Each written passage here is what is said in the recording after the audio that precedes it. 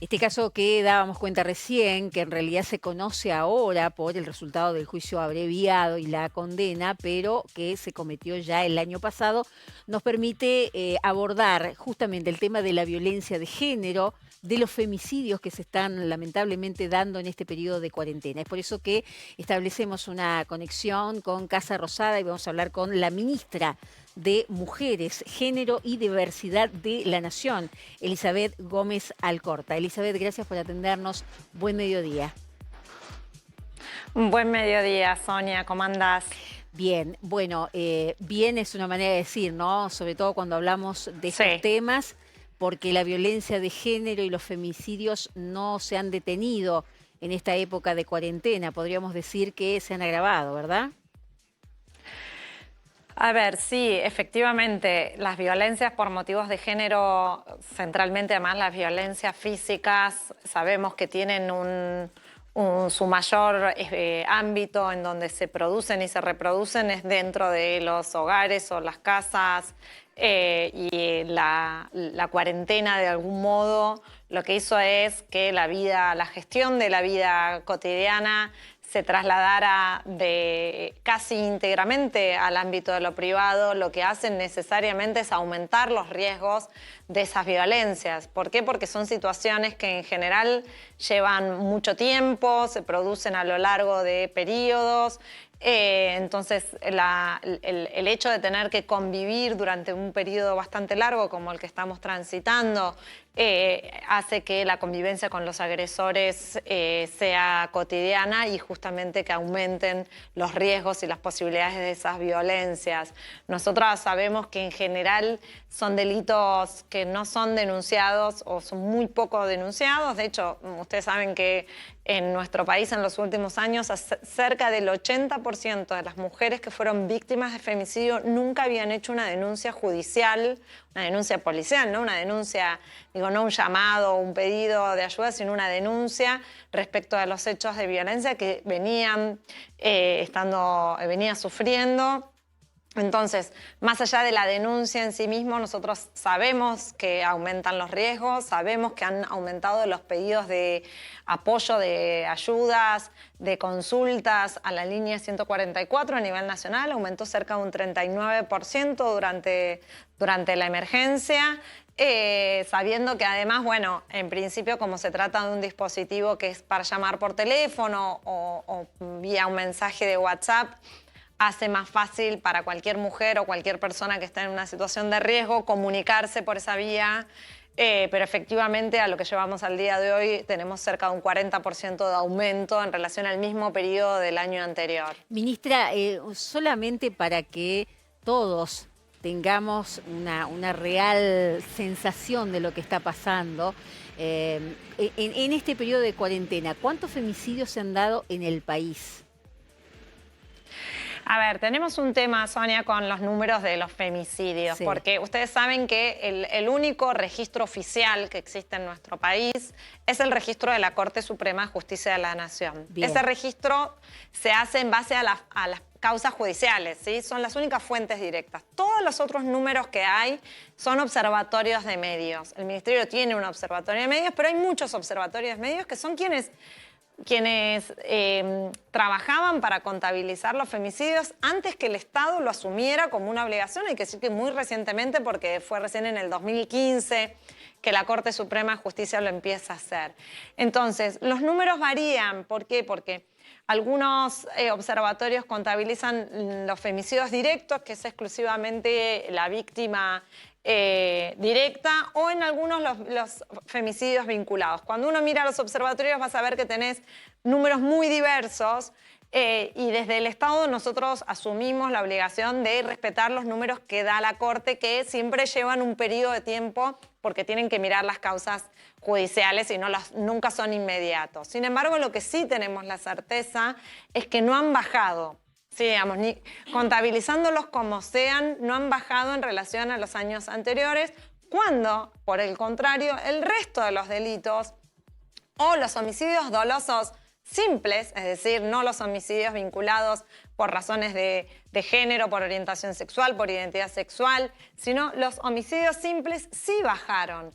Quiere decir que en esto que estamos tratando de resaltar es que efectivamente la cuarentena lo que ha hecho es que esos riesgos aumentaran y que no bajaran de ningún modo como si bajan en relación a la comisión de otros delitos, delitos urbanos. Los delitos contra la propiedad también bajaron enormemente en este periodo, por ejemplo. Sí, ministra, más allá del análisis que hacía usted respecto de lo que significa esta cuarentena, el hecho de convivir prácticamente todo el día o muchísimas más horas que lo que se hacía antes con el agresor y que tiene los resultados que tiene, ¿qué mirada de autocrítica se hacen los distintos organismos del Estado que tienen que dar respuestas y proteger a las víctimas por estas horas? ¿Cómo lo analizan ustedes?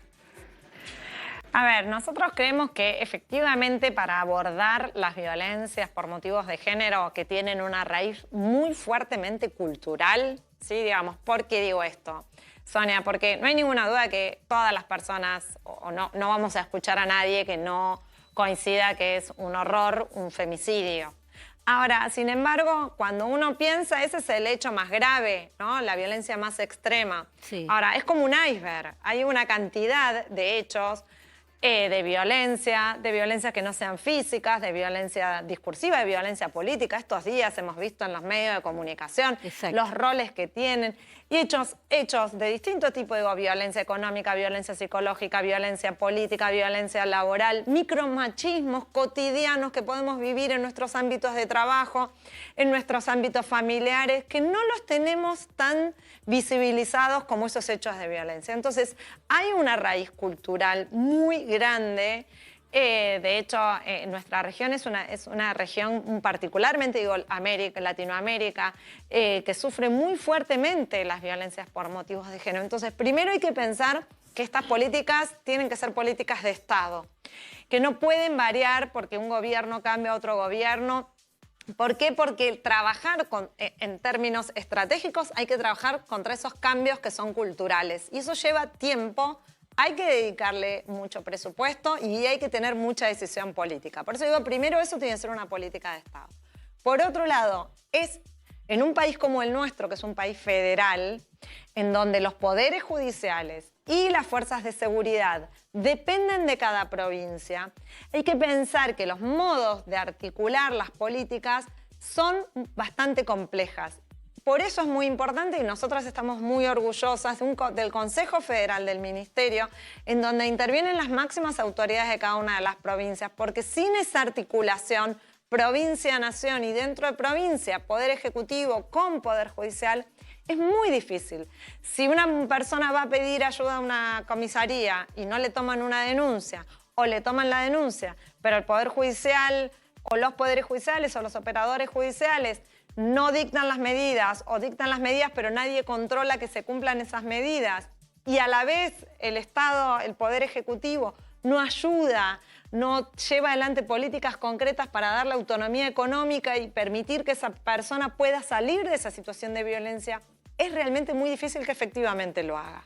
No es que nadie quiere quedarse en un lugar en donde está sufriendo violencia, de esto no hay ninguna duda, pero como es una situación muy compleja, hay que tener muchas herramientas y muy articuladas, lo que nosotros llamamos un abordaje integral, que tiene que ser municipios, provincia y nación, articulando muy bien con los poderes. Es una ingeniería en términos de políticas públicas. Por eso para nosotros es tan importante la decisión del presidente y la vicepresidenta de tener un ministerio. ¿Por qué? Porque si vos tenés un ministerio tenés muchas más herramientas en términos de política pública para poder abordar algo tan complejo como lo que estoy contando, ¿no? Sí. Pero está bien tu pregunta, porque la autocrítica es esto. Efectivamente implica un trabajo y hay que articularlo y efectivamente ha costado mucho poder hacerlo. Claro, yo la estaba escuchando, ministra, y me parece sumamente entendible todo lo complejo que es la situación, que usted lo describe perfectamente. Es muy complejo y es muy complejo poder dar respuestas desde el Estado para todo lo que ello implica. Ahora, yo me refería concretamente a precisamente si hay mayor presupuesto, no sé, para construir refugios, si hay mayor presupuesto para capacitar a los agentes de la policía, por ejemplo, no digo, también podría ser judicial también, pero sobre todo la policía cuando se recibe una denuncia, digo, todo eso, ¿no? Es correcto. Es correcto. A ver, en principio hay que decir que la ley Micaela es una herramienta fundamental porque es la obligación de que todos los funcionarios y funcionarias de todos los poderes, es decir, las policías, como decís vos, o los agentes operadores de las fuerzas de seguridad, los operadores judiciales. Y hay que decir que hace un mes, con la sanción de la adhesión de la ley en Tucumán, todas las provincias de nuestro país pasaron a tener la obligatoriedad de las capacitaciones. Ahí tenemos ahora una tarea a la cual nosotros vamos a alentar, es que efectivamente, porque hay que después llevar adelante esas capacitaciones, con la ley solo claramente no alcanza, pero es el primer paso. Ahí hay un trabajo enorme que todas las provincias y nosotros a nivel nacional, respecto a los 3 poderes de nivel nacional, tenemos como prioritario. Por otro lado, respecto a los refugios, ustedes saben que hoy en Argentina hay aproximadamente en la red que tenemos desde el Ministerio de Nación hay 152 refugios u hogares. Son muy poquitas las provincias que no tienen y se han articulado modos de asegurar que cualquier persona que esté en situación de violencia y requiera un espacio de protección se le dé, cosa que sucede.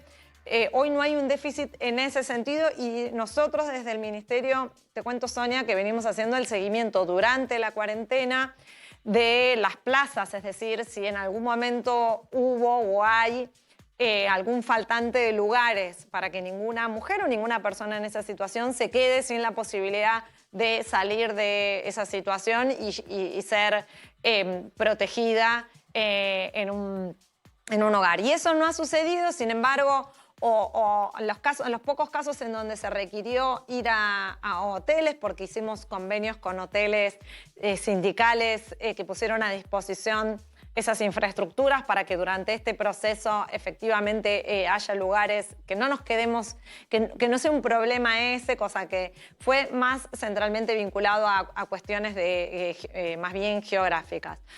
Nosotros en breve, en la semana que viene, si todo sale bien y nos permite la agenda del Poder Ejecutivo, vamos a estar presentando el Plan Nacional de Acción contra las Violencias, que es para el 2020 y 2022, son para los próximos 2 años, en donde ahí sí vamos a presentar una batería de programas que están encaminados desde Nación, digamos, para pensar cómo abordamos estas violencias y estos problemas, que están muy bien que sean complejos, pero sin lugar a dudas eso no nos quita para nada responsabilidad, porque es una obligación inexcusablemente estatal. Entonces sabemos lo dificultoso que es y sabemos que también desde Nación tenemos que poder articular con cada una de las provincias y también con cada uno de los municipios, ¿no? ¿Por qué? Porque cuando una persona está en una situación de violencia, el lugar a donde asiste, donde va a pedir ayuda centralmente es en los lugares de cercanía. Bien. Entonces los municipios también son un lugar central para poder pensar estas políticas y estos dispositivos. Ministra Elizabeth Gómez Alcorta, ministra de Mujeres, Género y Diversidad de la Nación, el tema de la violencia de género, el registro de los femicidios. Muchísimas gracias por esta comunicación con Entre Ríos. Por favor, Sonia, gracias a ustedes por darnos lugar. Hasta luego.